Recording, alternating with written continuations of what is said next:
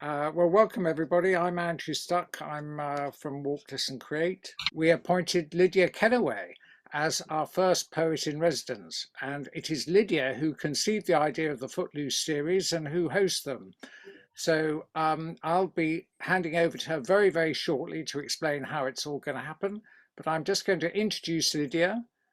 Lydia Kennaway, her debut pamphlet, A History of Walking, was published by Happenstance in 2019, and in the same year she earned an MA in Writing Poetry from Newcastle University. Her work has appeared in 10 anthologies and in many magazines, and she won the Flambard Poetry Prize in 2017 and was commended in the 2020 and 2021 Magma Poetry Competition.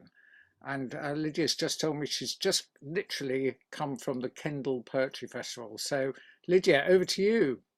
Thanks, Andrew. It's great to be back here again. And it'd be really kind of fun if people wanted to put it in the chat where they're attending from.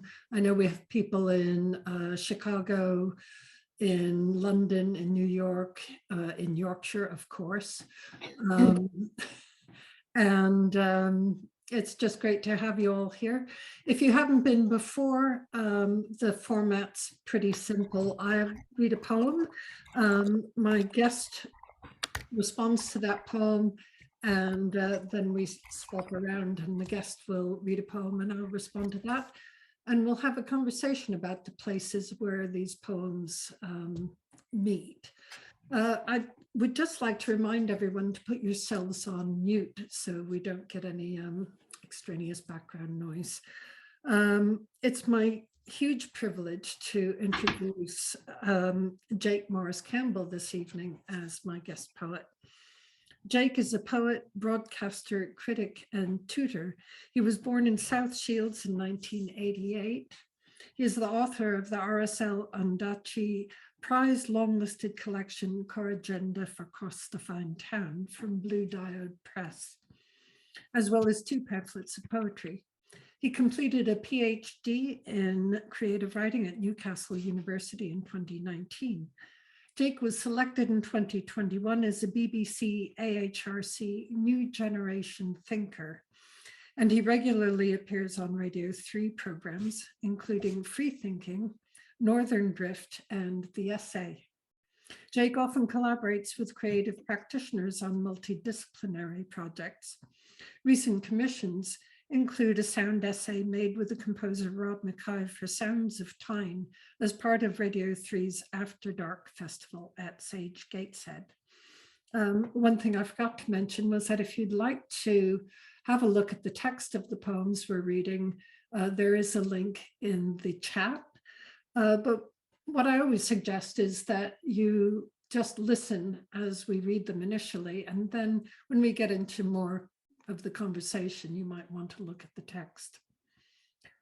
The poem I'm going to read this evening is from A History of Walking, and it's called The Flaneur, or The Observer Observed. Now, what I'm slowly learning on Footloose is not to give my own poem too much of an introduction, so that I don't preempt the analysis offered by my guest. But I will say that the opening of this poem draws a distinction between the dandy who walks to be seen and the flaneur who strolls in order to observe. Since this is a short poem, I'm going to read it twice, once on the slow side, and the second time up to the metronome speed I have in my head. The flaneur, or the observer observed. Not a dandy with a tortoise on a lead, not he, but a gentleman exemplar of his breed is he. An incognito prince, far from drawing rooms of chintz, for the boulevards are home to him indeed, says he. Yes, the boulevards are home to him indeed. He's a roving connoisseur of town and city, while she may be plain or jolie laide or pretty. Ah me, if she's strolling on her own, if she's clearly all alone. She's a girl who walks the streets, and such a pity. Yes, she is a girl who walks the streets, and such a pity. So he botanizes faces in the crowd, and we are fascinating specimens allowed, says he, in his register of vagrants, their common name and fragrance. Each cultivar and epithet allowed, may we? Each cultivar and epithet allowed. So once more with feeling, the flaneur, or the observer observed. Not a dandy with a tortoise on a lead, not he, but a gentleman exemplar of his breed is he. An incognito prince, far from drawing rooms of chintz, for the boulevards are home to him indeed, says he. Yes, the boulevards are home to him indeed.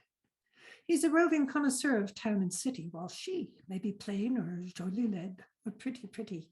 Ah me, if she's strolling on her own, if she's clearly all alone, she's a girl who walks the streets, and such a pity. Yes, she is a girl who walks the streets, and such a pity. So he botanizes faces in the crowd, and we are fascinating specimens allowed, says he, in his register of vagrants, their common name and fragrance. Each cultivar and epithet allowed, may we? Each cultivar and epithet allowed. Over to you, Jake. Thank you, Lydia. That was really wonderful. I liked how funny it was the second time. I think I got the humor of it when I read it initially, and I thought this is a very sort of wry, tongue-in-cheek poem. But as you read it in that half time again, I really got that there was quite a lot of playfulness to this, which you were exaggerating, of course, for a certain effect. But I was kind of smiling as you were reading it the second time. Yeah, I mean, I've kind of jotted down some notes really quickly, which I guess I'll pull a few out of. I think the main thing that strikes me with this poem is that I feel a little bit confused in a good way. This is not a like, you confused me, I'm not sure what's happening. I feel that I've been made to feel uncertain of who is being talked about by whom. So there's a sort of a disjunction between who is observed, and there's obviously a plurality there. There's many people or several people being observed, but the observer themselves seems to shift, and that second person, he, that kind of opens it, then kind of shifts into this different terrain. So there's a sort of a perspective confusion to the poem, which I really liked, and I thought was fitting for what you were describing or attempting to describe, this act of trying to sort of be this sort of nonchalant presence in the crowd, kind of observing city life and the kind of the multitudes that it might throw up. So I really like that that kind of disjunction, that disquieting perspective.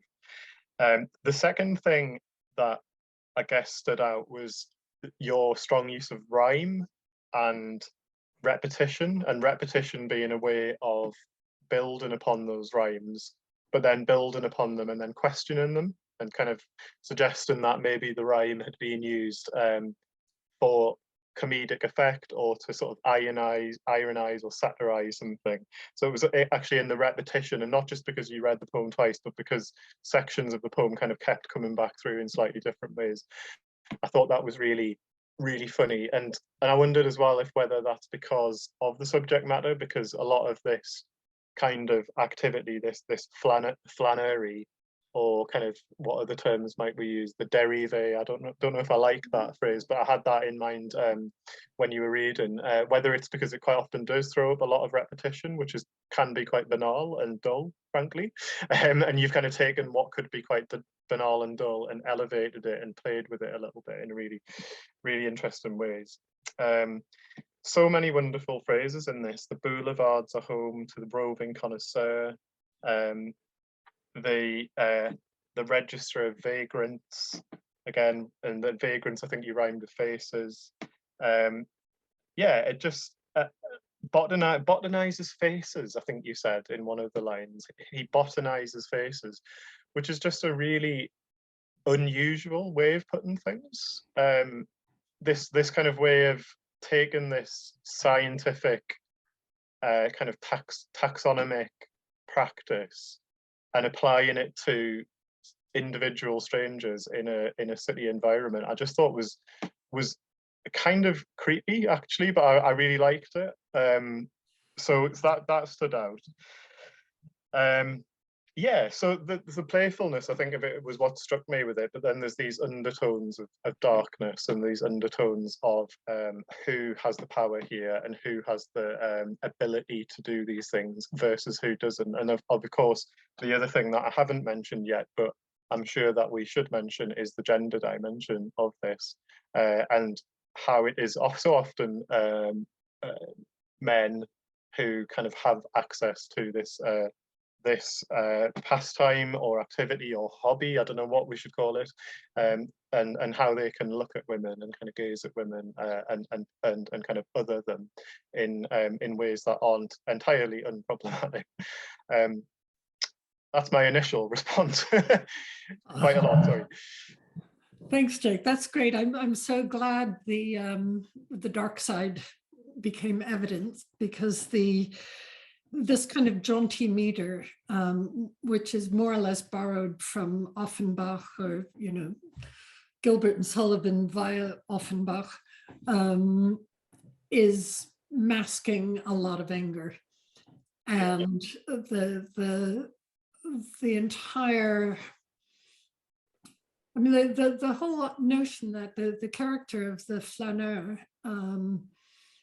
is a creation. He really, his habitat, I think, is the novels of I don't know, Balzac, and it's not. I think it's quite a male fantasy to be this sophisticated, detached observer, and botanizing. That word is lifted from Walter Benjamin and the Arcades Project, botanizing on the pavement. Okay. The act of ownership that comes about by naming things, just as collectors, butterfly collectors, or there is something in the ownership, and the woman in the literature of Flannery. There is this trope of the mysterious woman who is glimpsed and then wandering the streets looking for her again. But the harsh reality is that any woman out on her own, if she's not actually a prostitute, she's behaving as a prostitute, and therefore fair game in the literature of Flannery. And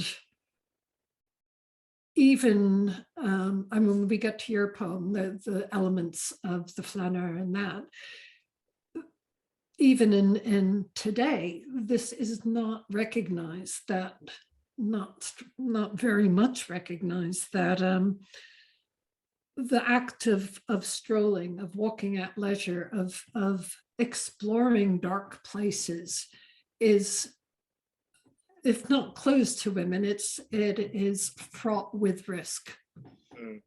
And this is not, thinking about the modern literature of walking, there are privileged women in the past who have explored and walked, but often by rank, they are protected. So yeah, the poem, I'd like to think of it as a sort of iron fist and a velvet glove, that all the fun of the rhyme and the meter is really channeling a lot of anger. And I'm glad you picked up. There is another poem in A History of Walking that's kind of a sister poem to this, called Advice to Women Walking After Dark. Okay. And maybe another episode of Footloose, we'll look at that one.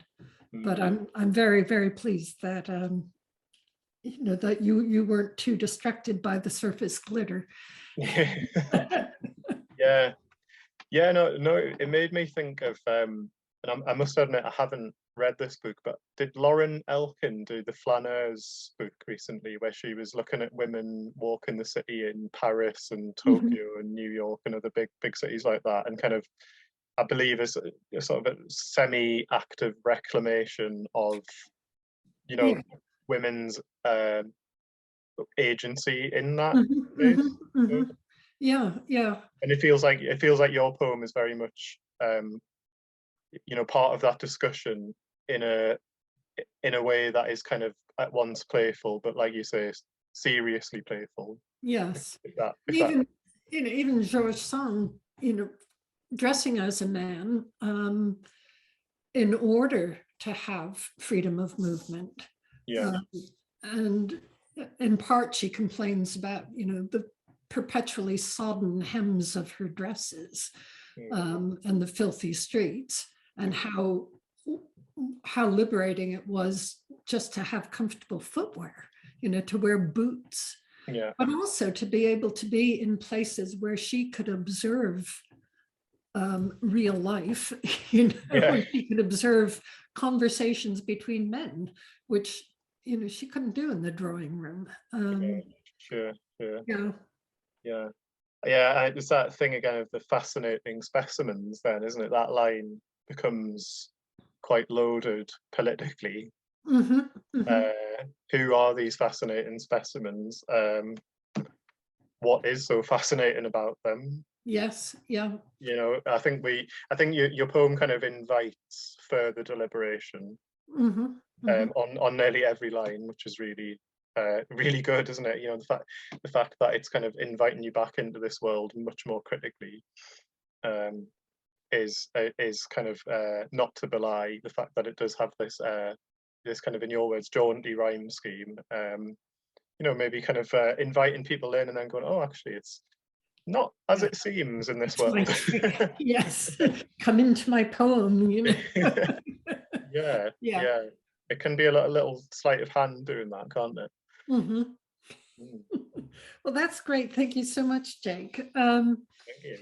Now, would you like to introduce your poem? And when you do, could you also just say a little bit about the collection it's from? Yeah, of course. So the book is here on your screens. It's here on my screen. Yeah. Great So book. it came out about 6 months ago with the Blue Diode in Leith in Edinburgh. And Rob Mackenzie is the publisher there. He's set this up only a few years ago. Sort of really interesting independent press. But enough about that. The book really is kind of fascinated with the whole idea of correction and what we can and can't correct about, particularly about places, but also, I guess, about attitudes and beliefs, and generally about how we think of ourselves and how we might become better people, is specifically rooted in the context of the northeast of England. So what you get if you buy this book is little Easter eggs will fall out. So you get a couple of errata slips or erratum, which are, for those of you kind of, you know, anyone who's done periods of research will go down a rabbit hole and buy a lot of books from eBay and elsewhere. And I was getting all these ex-library things, and these erratum slips would fall out. And this is, of course, pre-digitization in an old analog world. And I just liked it as a potential metaphor, like not just correcting a text, but correcting a whole town, or correcting attitudes and kind of beliefs that were potentially problematic. So I've kind of ran with it. But this poem is sort of yeah, in that world, but a bit more obliquely, really, than many of the poems. So I'm really glad, Lydia, that that you chose this one and we kind of alighted on this poem. And I should say I've not read this poem aloud before, so forgive me if I make a bit of a if I stumble at any point. I've never actually performed it. I'm going to read the last stanza twice, and there's a reason for that, which will become clear towards the end. So this is post-psychogeographic. Not another peregrination by a white man in all the kit, following a minor river in northern England, likening its course to the pulse of the nation. Not another pilgrimage by a man of dubious faith, stuffed on cereal bars, tracing Anglo-Saxon ambience onto a bridle way, flanked by pesticides and polymers of uncertain origin. Not another proselytizer of a defunct genius Loki, copying binomial nomenclature from an Amazon-bought book of wildflowers, hoping to assuage the lack of a sub-regional topography. Not another polemic by a poet stuck for synonyms, stuck indeed for much meaningful to say about the minor river, its muddled communities, not seeking documentation. Not another polemic by a poet stuck for synonyms, stuck indeed for much meaningful to say about the minor river, its muddled communities, not past. Thank you. And in case you haven't looked at the link on the chat, here's the poem on the page, and that last stanza, which has some strike through some of the words there.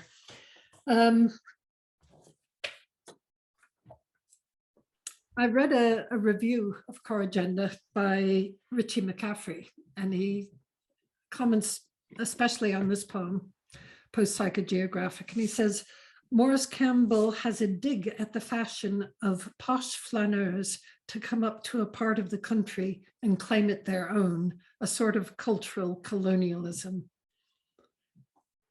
So modern day flaneurs.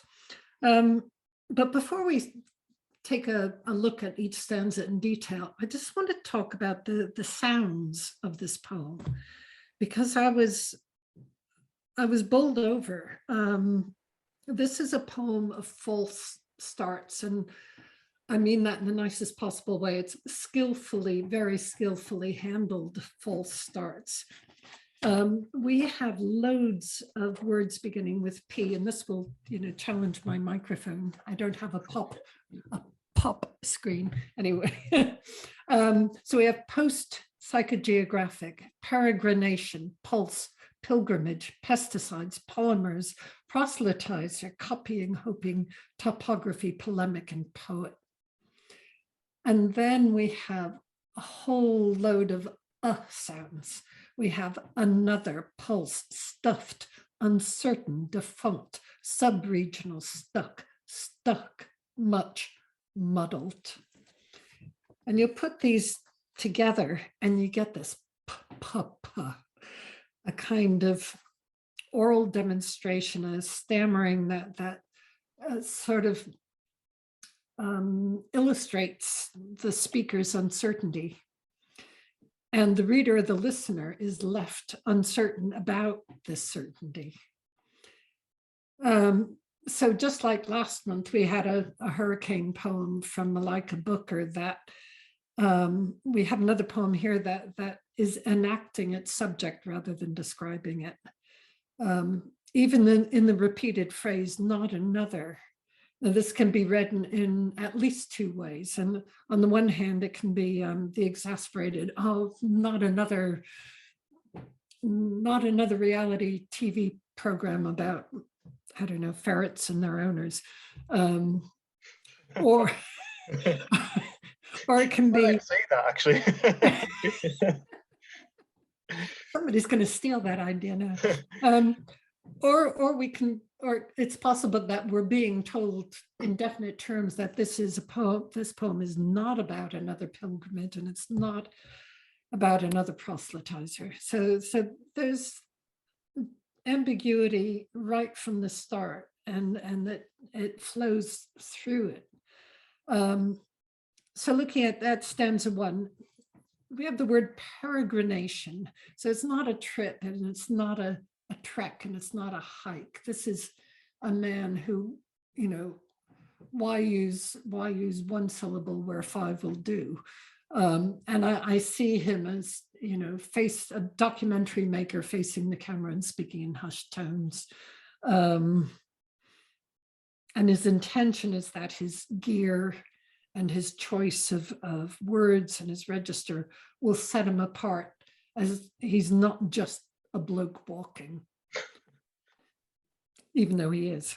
But his simile, you know, likening, I love this, likening the river's course to the pulse of the nation. This is hackneyed. I mean, it's pedestrian, and I think that's a wonderful touch. Stanza 2, we have the so-called pilgrim, but, you know, far from mortifying the flesh, he's stuffed on cereal bars. And he's preoccupied with tracing origins, but he has this tunnel vision, and he's focusing only on the picturesque and ignoring the realities of a modern agrarian landscape, the pesticides and polymers of uncertain origin. So he presents himself as valuing authenticity, yet his choice of language that also signals superiority. He uses the loan word ambiance instead of ambience, because the French confers a prestige that's lacking in the English, which is a really typical flaneur thing to do, isn't it? Yeah. And in stanza 3, like my flaneur, this man is enacting ownership by identification. He's an outsider claiming territory in that cultural colonialism that McCaffrey referred to. He isn't compelled to interact with his surroundings. He's a tourist, he's there voluntarily, and he can leave just as easily as he arrived. And maybe it's that freedom of movement that accounts for the disdain that's just under the surface here. So the last word of stanza 3, topography, place writing, leads us into the final stanza, not another polemic by a poet stuck for synonyms. So this is place writing is what the speaker has been attempting throughout the poem, and I think most of the collection. And this admission of failure, we're prompted to wonder if the speaker sees himself as one of these countryside flaneurs, the privileged detached observer. Here, all the highfalutin language of the previous stanzas finally breaks down. So we have the communities not seeking documentation struck through, and it becomes communities not arsed. And here, I think we're being told that the locals don't have the luxury or the inclination to analyze themselves and their history. This is the privileged domain of the connoisseur of the landscape. And so the poem encapsulates many of the issues addressed in the collection. There's the tradition of the poet wanderer who returns to his roots to find much changed, but nothing is changed as himself. And the idiolect of the book, where we have Geordie vocabulary, self-consciously poetic language and registers that shift constantly, from sort of polemic to conversational. This all reflects the ambiguous identity, I think, of the poet wanderer. They've returned home and they're changed forever, and everything around them is changing. And the book is sort of change, I was going to say personified, change materialized. So these techniques like the errata slips and the strike through, these allow for shifting meanings in the book, and you know, creates a fluidity that's nearly impossible in print, but you've done it. I said this was a poem about false starts, but it's also got a false ending. And Yeah. It's as though the poet set out to write something poetic about the landscape. And after so many attempts, he says, you know what, forget it. And in this process, though, he succeeds in actually saying so much about himself and his place in the environment. That's my take on it. Thank you, Lydia, for that. That's such a thorough, close read and stanza by stanza reading of the poem, which is incredibly detailed, and I'm really thankful for that. And you've pulled a lot out of it that I hadn't even contemplated before, frankly. Sometimes that's a good thing. Yeah, no, it absolutely is. Yeah, I mean, do you want me to like comment? Yeah, respond. Yeah. So I think there were several things I had in mind, and I noted in the chat there that a few minutes ago, Judy Sutherland said she was alarmed to see this poem as someone who'd written a whole book about the River Tees. I think I did start from that point of wanting to kind of do that, almost like the anti-bucolic thing or the anti-agrarian pastoral poet thing, starting from the negative image really, and what is the kind of inverse way of going about this. And so it was a sort of an experiment, I guess, in using not as the beginning. So if you're not doing a pilgrimage, what are you doing? Well, you might be doing this thing. If you're not a proselytizer, then what are you? You're this thing. So it was an experiment, I guess, in the negative, and how you could kind of turn that on its head. But the truth is that I'm someone who does dabble a lot in walking through northern landscapes and along northern rivers and northern coastlines particularly, and hugely enjoys the process and has done a lot of it, frankly. But I'm also very aware, or I suppose I became more aware during the PhD that that as a kind of white, able-bodied, straight man, I occupied that space more easily than others might. Is probably the most kind of is probably the clearest way I can put it. I guess I was aware of that position kind of needing to say something new and not needing to kind of overwrite other cliches and just kind of look upon these landscapes in the same sort of fabled way. So I thought, if I'm going to be a person who has the kind of arguably the most privilege in these landscapes, I should probably think about why that is and how that is the case. But actually, the poem really sort of hints, I think, at a more sincere heart, and actually, and this is, me as the kind of white, able-bodied straight man speaking. That person can have these walks and look at these landscapes as well. It's just that other people should be able to be part of that discussion and part of that process. So it's kind of poking fun a little bit at that discourse. And kind of almost poking fun at the kind of like the Guardian have done another article on wild swimming, like there's kind of way that we commodify these things. Way that these things kind of can be used to sell a lifestyle or to sell a camping trip to Scotland or whatever it might be. So I was sort of aware of the commercialization, aware of how publishing seems to have really tapped into this as a zeitgeist area, and many of those books are tiresome and kind of we've seen it, we've done it, but a lot of them, they're still pretty valid and interesting. And frankly, as someone who's trying to write a non-fiction book about this very process of pilgrimage, don't be surprised if you see me popping up kind of very earnestly actually trying to do this as well. So I'm ironizing myself, but at the same time, I am actually actively involved in doing this.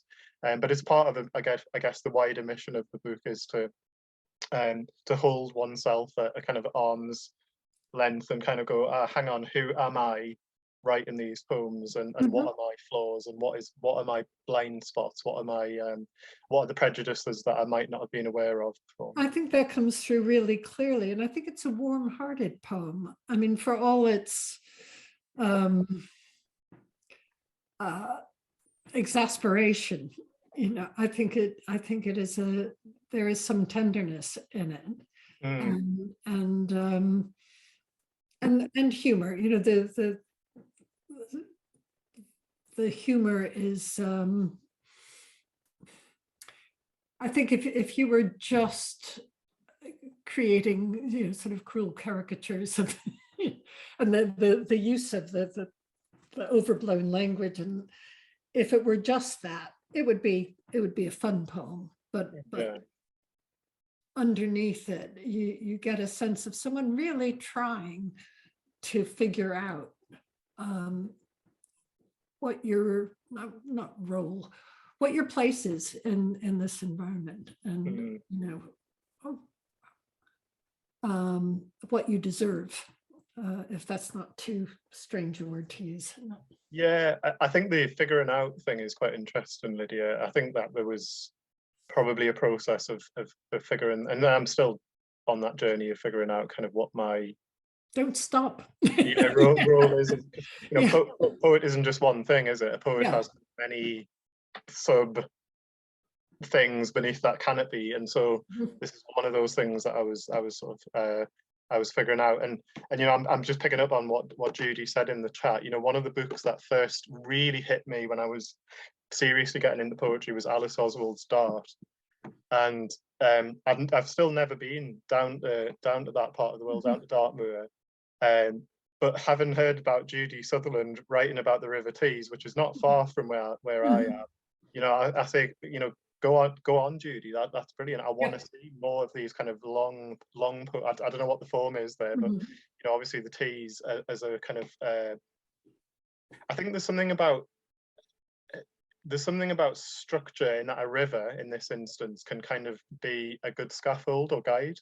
You know, and actually, in that sense, I'm really interested in what Judy's written, because you know, really earnestly, I would like to read that. And I remember Michael Chaplin doing Tyne View a few years ago, where he walked the tidal length of the River Tyne, sort of an A and B, and then and it was fascinating. You know, it was really, really interesting following that river and using it almost as if using the river as a kind of alternative poetic form. I think is yeah. Well, we are approaching the end of our time. Oh, that sounds bad. I mean, the end of this Footloose. I wanted to mention that this is a monthly event, but next month I'm going to have a summer holiday. So I'm taking July off, and we'll be back in August. I think it's the 29th, last Monday of August, with Anita Roy.